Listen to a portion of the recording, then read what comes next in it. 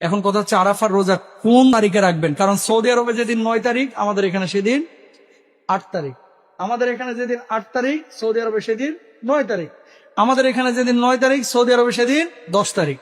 10 তারিখ কিসের দিন জানেন তো? ঈদের দিন। বলেন না 10 তারিখ কিসের দিন? রোজা রাখা হারাম কয় দিন?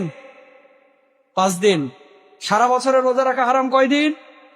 আরো জোরে বলেন কয় দিন? জানেন, এগুলো তো অনেকে জানেন না। সারা বছরে 5 দিন রোজা রাখা হারাম। যেদিন রোজা রাখলে গুনাহ হবে। কি হবে? গুনাহ হবে। খুশির ঠেলায়, এশকের ঠেলায় কিছু ময় মুরব্বী আছে। আমি আমার নানিকে একবার ছোটবেলায়, মানে যখন মাদ্রাসায় পড়ি, বললাম নানি জিলহজের রোজা কয়টা রাখবা? কয় 10টা। আমাকে 10টা তো মিলবে না, 10 জিলহজ ঈদের দিন, সেদিন কি করবা?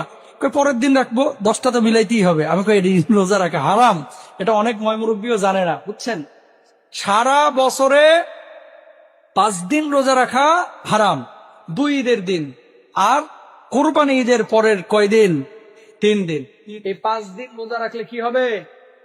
হারাম, গুনাহ হবে। সুতরাং এই 5 দিন রোজা রাখা যাবে না।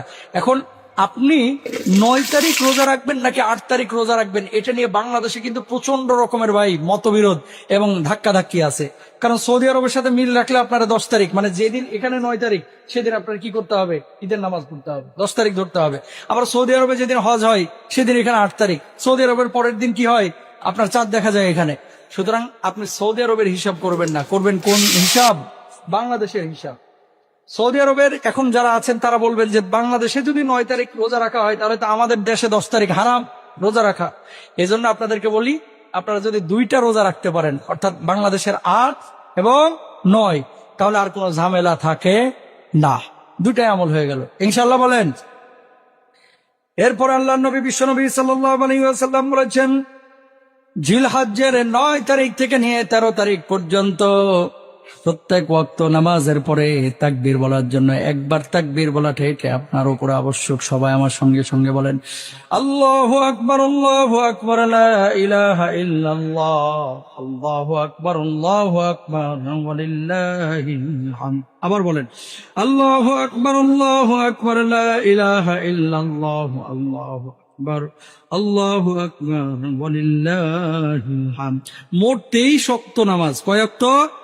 23 ওয়াক্ত। 9 জিলহজ ফজরের নামাজের পর থেকে নিয়ে 13 জিলহজ আসরের নামাজ পর্যন্ত। অনেক সময় ইমাম সাহেব ভুলে যাইতে পারে, ইমাম সাহেব মানুষ, রোবট না, ভুলে যাইতে পারে, হয়তোবা বলতে মনে নাই, তখন আপনারা পেছন থেকে ইশারা করবেন, আল্লাহু আকবার, আল্লাহু আকবার, লা ইলাহা ইল্লাল্লাহ, আল্লাহু আকবার, আল্লাহু আকবার, ওয়ালিল্লাহিল হামদ। এটা আপনারা করবেন ইনশাআল্লাহ। বলেন। যারা পারেন 1 থেকে 9 তারিখ পর্যন্ত রোজা রাখবেন ইনশাআল্লাহ। বলেন।